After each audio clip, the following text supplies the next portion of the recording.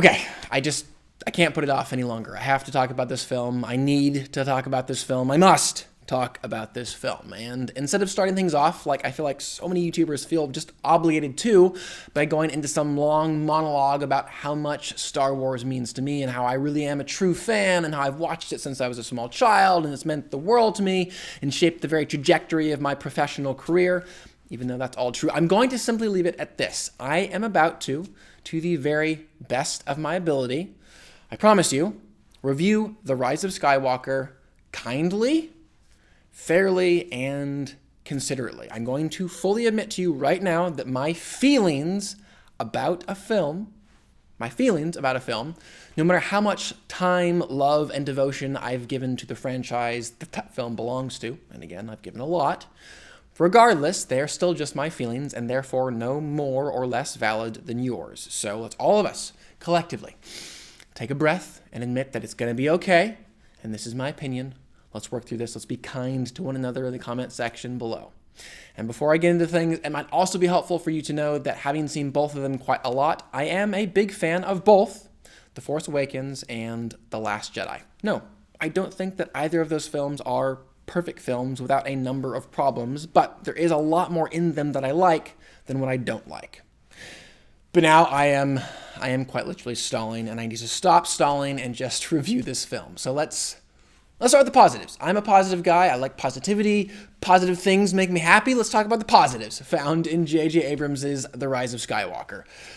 First off, Daisy Ridley as Rey and Adam Driver as Kylo Ren just continued to capture my heart and really draw me into this story whenever they were on screen. And regardless of what they were given on the page, I could always tell that they were giving it their all physically, as we could see in the numerous lightsaber battles throughout the film, as well as emotionally, just in the way that they emoted on their face and the way that they spoke their lines. I just could tell they cared, and they wanted me to care and to be drawn in. And really, anytime that the pair of them were on screen, I found something of value to appreciate and enjoy.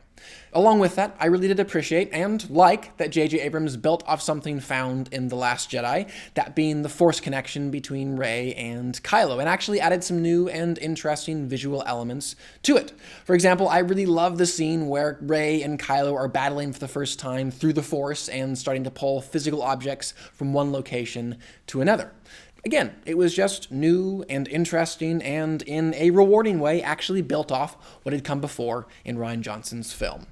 Continuing to focus on Rey and Kylo, for me, the most engaging section of the entire film, by far, was the one that started with Leia's self-sacrificial Force connection with her son, that was then followed by Rey stabbing Kylo, and then was concluded with the kind of memory sort of connection between Kylo and his father. That section just had a specificity and a confidence that was really nice. For example, the specificity that I'm talking about is I love the fact that when Rey healed Kylo, it wasn't just the stab wound that was healed, but also the scar that was on his face that she had given to him back in The Force Awakens. And even more importantly, I love the confidence which was manifested in the slower pace of the moment between Ben and his now deceased father. And on top of that, I found that sequence also brought new levels of depth and impact to Han's death scene 2 films ago. I also personally enjoyed, unlike apparently a lot of people, lightspeed skipping. For me, it was just that the frenetic style and pace that JJ infused into 95% of this film, it actually served that sequence well. It was the right style and tone for this crazy, frenetic, fast-paced sequence. There, the breakneck speed and chaotic visual style actually brought me into the story that was being told, rather than holding me at an arm's distance from it. Now, before I transition into the less positive elements of this film, let me just say, with as much sympathy and generosity as I can, walking into this film, I really did feel bad for JJ. He was dealt a pretty rough hand with The Rise of Skywalker. Firstly, from when he came on board this film to when he needed to deliver it, he had 2 years. 2 years to conceive a story, to write a script, to shoot the film, to edit it, do VFX, pickups, sound work, etc. 2 years, guys. 2 years. That is lunacy. Yes, there are obviously exceptions to the rule, instances where people have created a film in a very crunched timeline and they've turned out brilliantly. But again, those are the exception to the rule. More often than not, when you rush a film project, the finished product will feel just that. Rushed. On top of that, I cannot imagine how much extra pressure was on top of him, given the very divisive reaction to The Last Jedi, as well as the loss of one of his key cast members, Carrie Fisher. And speaking to the latter of those two just impossible challenges, first, really any time that Carrie was on screen, the shoehorned, cobbled together nature of those scenes just kind of was very obvious to me. But, all things considered, given the hand that he was dealt, I did feel like JJ did a decent job Frankensteining together something presentable with the elements that he was given. Sure, it felt a little clunky, but I did understand what he was doing enough to still applaud the effort. Now, what was less laudable and less excusable were all the other scenes in this film that felt just as awkwardly held together. Now, of course, there is no point in trying to guess what J.J. Abrams actually feels about this film or feels about those moments that I'm referring to, but I can tell you what they made me feel. They made me feel that the person behind them really just did not believe in them at all, and was in fact just a little bit embarrassed by them. And consequently, as I watched them, I felt barely anything. This film, from its first frame to its closing shot, just made me feel increasingly numb, because it felt so insecure about nearly everything it was doing. And one thing that insecurity really did affect was just the overall pace. It was breathless, seeming to just believe that if it rushed through things just a little bit quicker, we wouldn't notice the lackluster and paper-thin character development, plotting, action set pieces. It was as if I was seeing J.J. Abrams over and over again realize that the script he had co-written just didn't carry with it the power and the weight and the logic and emotion that he needed and intended. And so he chose to resolve that by just rushing through everything. Honestly, most of this film felt like it was edited together like a trailer, and a poorly edited together trailer at that. And another really unfortunate side effect to this light speed pace, this turned up to 11 pace, was that the content of the scenes also needed to be turned up to 11, made really broad and really simplistic, because we didn't have time to really pick up on anything more subtle. So Poe, Finn, and Rey's relationship, their characters, were just caricatures in this film, forced to argue and be frustrated with one another because broad, unmotivated banter was really all they had time to accomplish in the time that they gave themselves. Another, so essential ingredient that this film was lacking was a real sense of peril and stakes. Once, maybe twice in the entire film did I find myself genuinely concerned for the characters' well-being. Even though they oftentimes told me that they were in danger, I was rarely shown that, and I almost never was allowed to feel that. So why, for example, did Kylo actually need the Final Order? This film, not to mention the films that came before it, certainly showed me that the First Order at least seemed to be more than capably ruling the galaxy.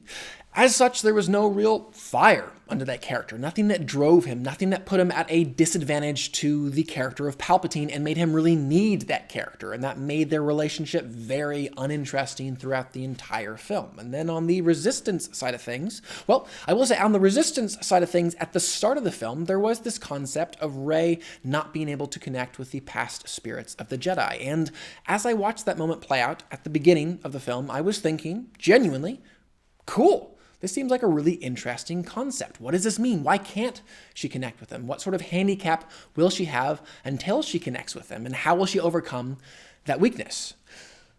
And then the rest of the film happened.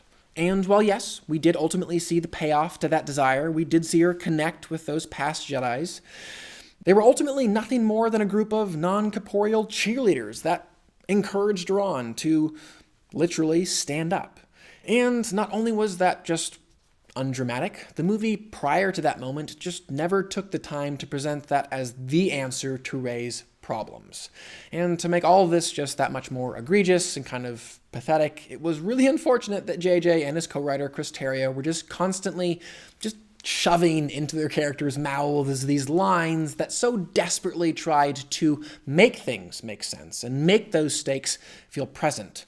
Lines like, if we fail this mission, it will all have been for nothing. I mean, sure, Poe, you can say that, but it doesn't actually make me believe it in my heart because nothing I've been shown previous to that line has made it feel real. Up to that point in the film, there had been no real consequences to anyone's actions, so why would I believe that there would be going forwards? Once again, before I continue to critically assess what I consider to be the problematic elements of this film, let me just say, with all sincerity, were I making the follow-up to the divisive The Last Jedi, I too would have been extremely nervous, terrified to make any big changes or take any big risks, especially ones that were real and had permanent consequences. With that said, were I that nervous, and I would have been, I wouldn't then just take big risks at least 3 times in the film, if there's not more. At least 3 big risks, and then backpedal right out of them. That's cheap, it's undramatic, it's unfulfilling. And it's not even necessarily that it's a binary. I'm not saying either JJ, you should kill C-3PO, or wipe C-3PO's mind, or not wipe his mind. You should either kill Zori Bliss and Chewbacca, or not kill those characters. But I would ask that, at the very least, the belief that they're gone should carry some real weight. Let it, for a time anyways, significantly change the way that characters are thinking and acting. Let it have a real impact. I can't close things out without talking just a little bit about fan service. Now, like I said, up at the top, I have indeed been a fan of this franchise for most of my life. And because of that, there will always be at least a small part of me that just gets giddily excited anytime that a filmmaker shows me that iconic location once again, or reintroduces that character, or that ship, or that prop. It's just fun to see something that I know and love so dearly shown in a slightly different light and from a slightly different angle.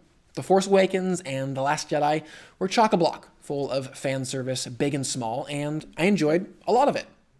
The difference was, in those films, in the moments that they did work anyways, and there were moments where it didn't work, but in the moments that they did work, those nostalgic elements didn't just mean something to us, the viewing audience, but also something to the characters in the film. The filmmakers took the time to make them mean something to the characters, and unfortunately, that just rarely happened in The Rise of Skywalker. So many of the nostalgic elements just felt hollow because they were just there for us. So elements like returning to the Tatooine homestead at the end of the film, or Lando, or Emperor Palpatine.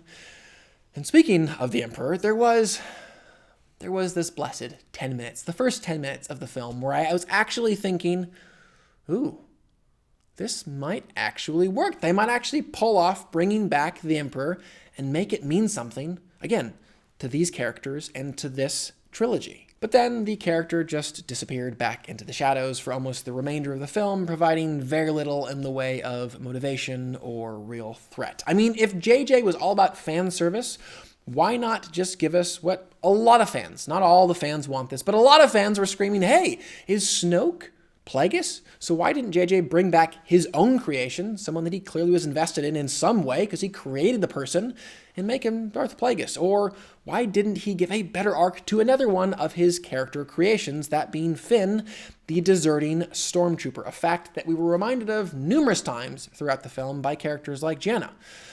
Why didn't he give him the logical character arc of leading a stormtrooper uprising instead of just having him mow down other of these brainwashed individuals? And finally, let's talk about retconning.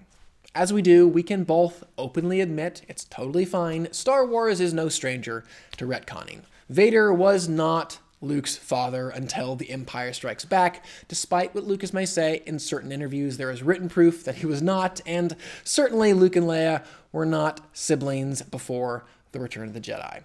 And there is a huge laundry list that we don't need to go into of retcons found in the prequel trilogy. This is just how Star Wars has done it. It's kind of organically moved its way through its narrative, rearranging and recontextualizing elements as needed. And with that in mind, to a certain degree, I wasn't bothered by the retcon, and it was a retcon, of Rey's parentage. It's like, okay, this is what Star Wars does, and it's done so since the 80s. And on top of that, it wasn't as if this new reveal completely undid everything from the previous film. Because really, the message that Rian Johnson was trying to communicate with this idea that Rey's parents were nobodies, they were junk traders, was that it's not about where you're from that defines you, it's about where you're ultimately choosing to go. It's saying, hey, this is maybe my bloodline, but I'm choosing to be something different than that. I'm not going to be a worthless junk trader. I'm going to care about humans more than that, right? Rey learns that lesson. And then in this film, she discovers that she's related to a Palpatine. And again, she learns the same lesson. It's not about who I'm connected to. It's not about the past. It's about moving forwards and choosing who I will be. But that's also kind of the problem. She's having to relearn the exact same lesson, except learn it in a different context for a different reason, which is just a waste of time. It doesn't build off of what came before and allow this thing to progress and grow in a natural way.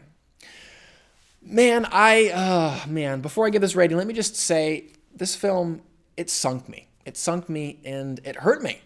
Honestly, even when I'm watching something in the Star Wars universe that I really like. So I was finishing The Mandalorian after watching The Rise of Skywalker. And sincerely, when the Lucasfilm logo came up, or when I was watching the trailer for the new Clone Wars series that just came out the other day, when I was watching that trailer and the Lucasfilm logo came up, I literally had a just knot in my stomach because The Rise of Skywalker hurt me so badly. So I really hope, because I love this franchise, I really hope that going forwards, I don't know, they take a breath, they regroup, they take their time, and they find the right individuals to shepherd these different trilogies and franchises going forwards, because I could really feel the lack of good shepherding, for me anyways, again, for me, in this sequel trilogy, especially seen in The Rise of Skywalker. And for all these reasons, I will give the film a 2 out of 5. I would still love to know what you guys thought of the film, though, so definitely comment below. I've had some great conversations with a lot of you already.